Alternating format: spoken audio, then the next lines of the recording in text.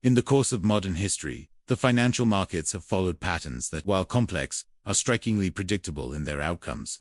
Across almost a century, crises have emerged in ways that echo one another, and today, as we enter the final years of one of the longest economic expansions in American history, these patterns deserve careful attention. The United States, like other economies before it, has seen periods of extraordinary growth. The post-World War I era gave rise to the Roaring Twenties, a decade marked by optimism, innovation, and unprecedented stock market growth.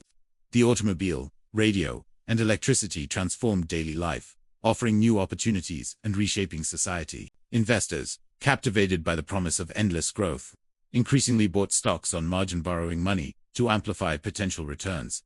By 1929, the stock market had increased nearly fourfold in less than a decade. Yet, beneath the surface, the foundations of this prosperity were fragile.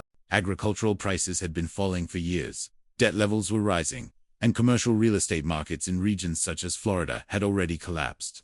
Economists at the time, confident in the apparent stability, declared that stock prices had reached a permanently high plateau. Within months, the optimism evaporated. The stock market fell dramatically, banks failed, and unemployment soared to 25%. The lesson, repeated time and again, was clear: prosperity can mask underlying fragility. Fast forward to the late 1990s, the emergence of the internet and digital technologies created a new wave of optimism, particularly in the technology sector. Companies with minimal earnings or no profit were valued at billions of dollars, often based on future potential rather than present reality. From 1995 to 2000, the Nasdaq surged over 400%. Yet, warning signs were present. Corporate debt had grown, margin borrowing increased, and the yield curve, historically a reliable recession indicator, had inverted. Analysts, enthralled by the new economy, dismissed these signals. When the Nasdaq peaked in March 2000, the collapse that followed wiped out trillions in market value, leaving countless investors with losses they could not recover from for years. The 2008 financial crisis followed a similar path, though with different instruments. Housing prices had doubled in many regions over the previous 6 years. Banks offered subprime mortgages with minimal documentation, repackaged these loans, and sold them globally. The system appeared robust until the cracks became visible. Defaults in housing loans began to rise. Credit markets tightened, and major financial institutions found themselves overleveraged, unable to absorb losses. Lehman Brothers' bankruptcy in September 2008 marked a tipping point, unleashing a cascade of failures and a deep economic recession. In each case, the same pattern emerges: excessive optimism, rising asset prices, widespread leverage, warning signs ignored, and a triggering event that exposes systemic fragility. Today, several of these patterns are evident once more. Market valuations are extraordinarily high. Debt levels, both corporate and personal, have grown substantially, and indicators that have historically preceded crises are signaling caution. The current market environment presents unique challenges.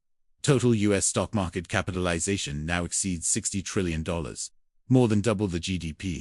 The Buffet indicator, a measure comparing market value to economic output, is far above historical norms. Corporate debt has risen sharply, and refinancing obligations are becoming increasingly expensive.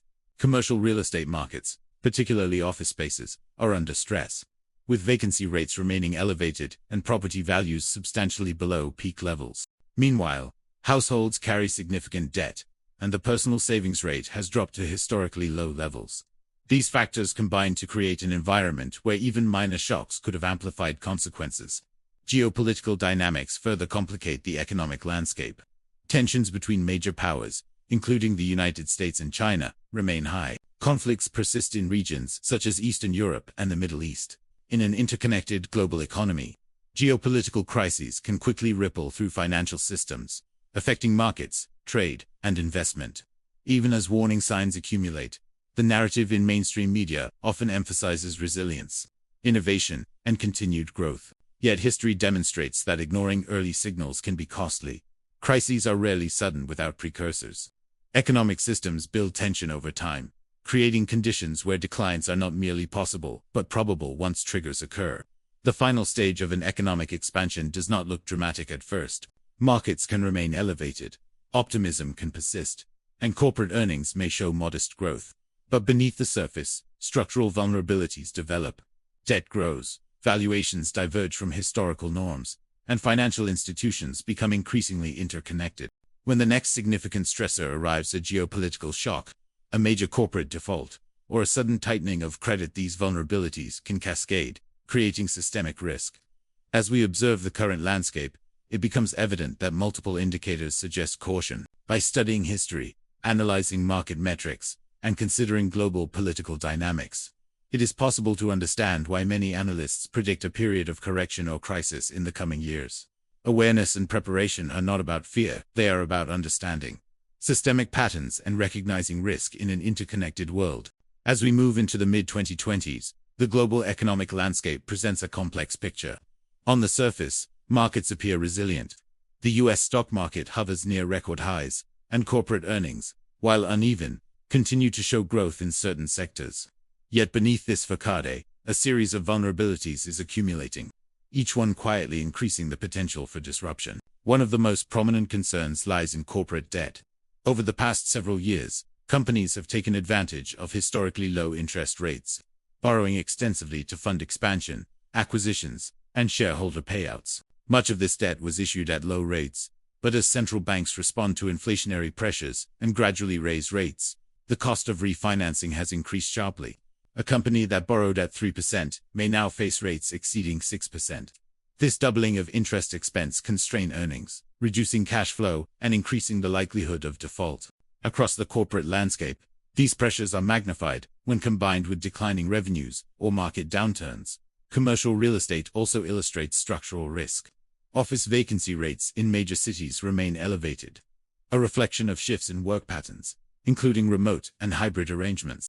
Property values have declined significantly in many regions, leaving buildings underwater, worth less than the debt secured against them. Over the next few years, trillions in commercial loans will mature.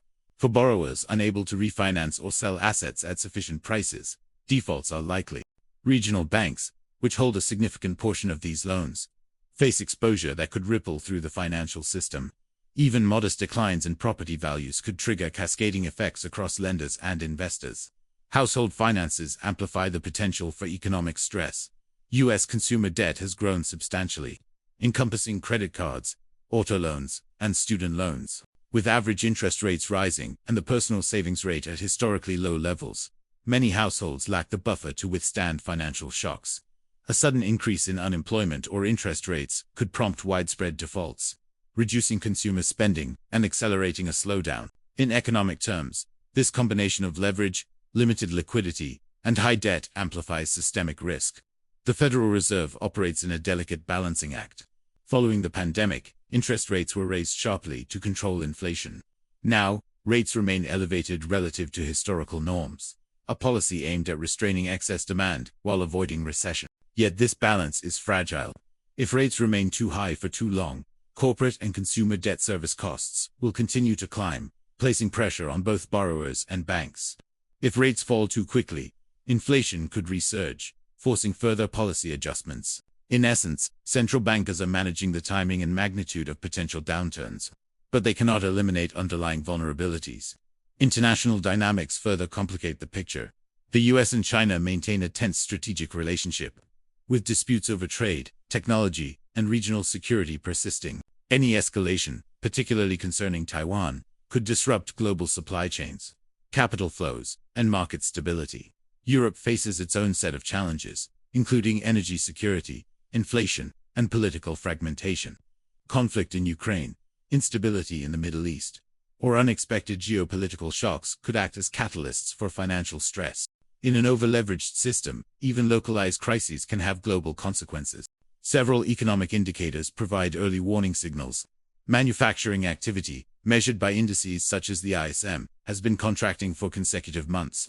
This contraction is often a precursor to broader economic slowdowns, signaling reduced production, investment, and hiring. Leading economic indicators designed to anticipate shifts in growth have declined steadily, reflecting declining confidence, tightening credit conditions, and potential disruptions in consumer and business spending. Meanwhile, stock valuations remain elevated relative to historical averages. Metrics such as the cyclically adjusted price-to-earnings ratio, or CAPE, suggest that equities are priced well above long-term norms. Historically, periods of extreme valuation are followed by corrections, as markets revert towards sustainable levels. The interplay of debt, leverage, and valuation creates an environment where the financial system is vulnerable to stress. When credit is readily available, investors can maintain positions even in uncertain conditions. However, as defaults rise or earnings fail to meet expectations, forced selling can occur. Margin calls, derivative contracts, and leveraged positions amplify declines, creating feedback loops that accelerate market contractions. The system is interconnected, meaning that a shock in one sector can propagate through banks, investment funds, and households, magnifying the impact.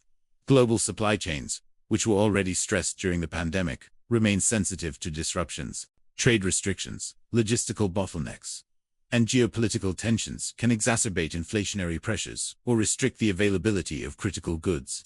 In a fragile economic system, these disruptions can influence corporate earnings, investment decisions, and consumer behavior, adding additional layers of risk to financial markets. Despite these vulnerabilities, public narratives often emphasize stability and growth.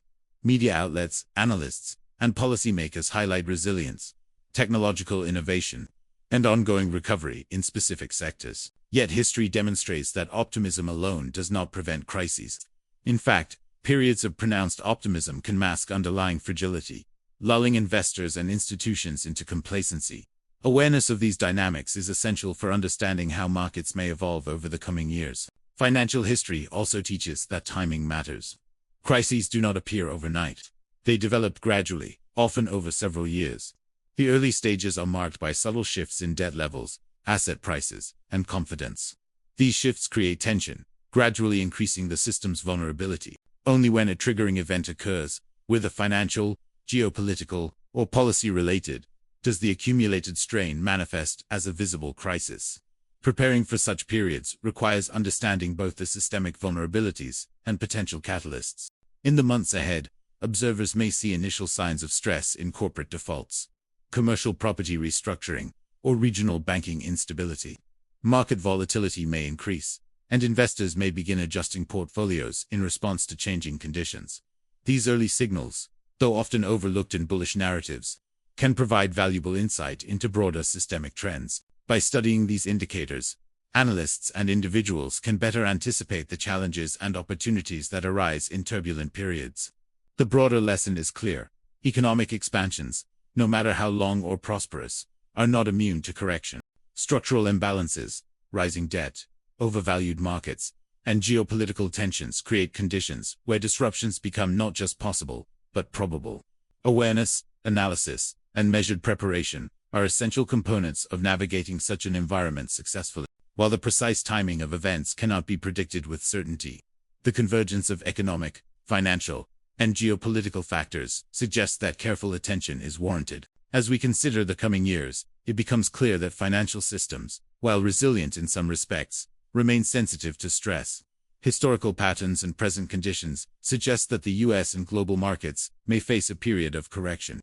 The timing and intensity of this correction are not exact, but several indicators provide insight into what could unfold. One potential scenario begins with a continuation of elevated market valuations and corporate leverage into the early months of 2026. Equity prices may remain high, supported by investor optimism and ongoing liquidity. Earnings reports, while uneven, may temporarily reinforce confidence, creating a sense of stability. Yet, under the surface, corporate debt service costs continue to rise. Commercial real estate pressures persist, and households remain financially stretched. By mid-2026, the system may encounter a triggering event. This could take many forms: a major corporate default, a regional bank failure, a sharp rise in interest rates, or a geopolitical crisis such as heightened tensions in the Taiwan Strait or disruptions in Eastern Europe. In an environment of high leverage and elevated valuations, even a localized shock can propagate rapidly. Margin calls, forced selling, and liquidity constraints may begin to unfold, impacting equity and debt markets simultaneously. Once these stresses become visible, market reactions may accelerate. Equity markets could experience declines ranging from 15 to 25% within a few months, reflecting initial recognition of overvaluation and financial strain. Investment funds that rely on leverage or derivatives could face losses, further amplifying market movement. Retail investors, responding to volatility, may begin reallocating portfolios, creating additional downward pressure. Commercial real estate and corporate debt exposures are likely to play a significant role in the unfolding dynamics. Buildings with declining valuations may default on loans, prompting regional banks to absorb losses. Corporate borrowers facing higher interest costs may struggle to service debt, potentially leading to restructuring or bankruptcy. These developments, combined with consumer defaults or reduced spending, could extend the period of market stress into late 2026 and early 2027. By the latter part of 2026, economic indicators such as unemployment, industrial production, and consumer confidence may reflect the broader impact of these adjustments. Unemployment could rise toward historically significant levels, reducing household spending and reinforcing contractionary pressures. The combination of reduced consumer activity, corporate stress, and financial market volatility may push the economy into a more pronounced recession. As history demonstrates, the bottom of these cycles is often reached after the system has fully absorbed the accumulated stress. During this period, financial institutions may implement restructuring, governments may offer targeted support, and investors who maintain liquidity or diversified strategies may find opportunities to enter positions at more reasonable valuations. Recovery, however, is gradual.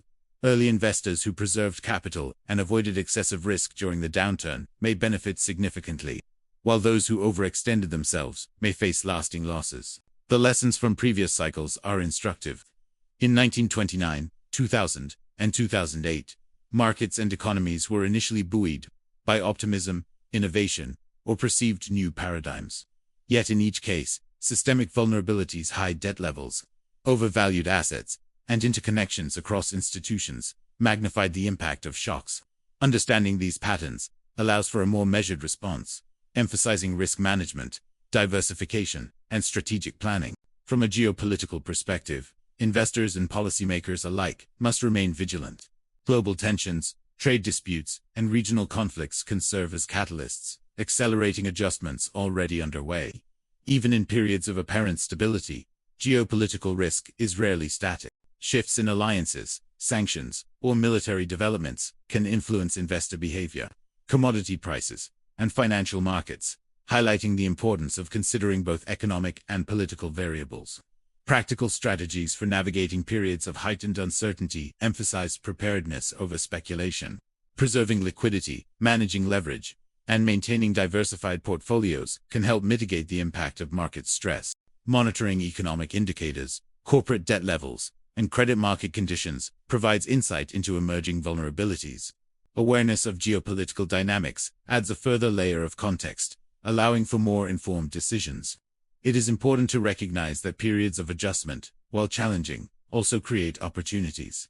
Market corrections often reset valuations, allowing disciplined investors to acquire assets at more sustainable prices. History demonstrates that those who remain patient, informed, and measured during downturns are often positioned to benefit when recovery begins. Ultimately, the unfolding of financial cycles is neither entirely predictable nor preventable. Economic, financial, and geopolitical factors interact in complex ways, creating environments where both risk and opportunity coexist. By studying history, understanding current vulnerabilities, and preparing strategically, individuals and institutions can navigate uncertainty with greater confidence. The broader takeaway is one of awareness and measured action. Crises are rarely sudden. They are preceded by periods of tension, imbalances, and warning signs.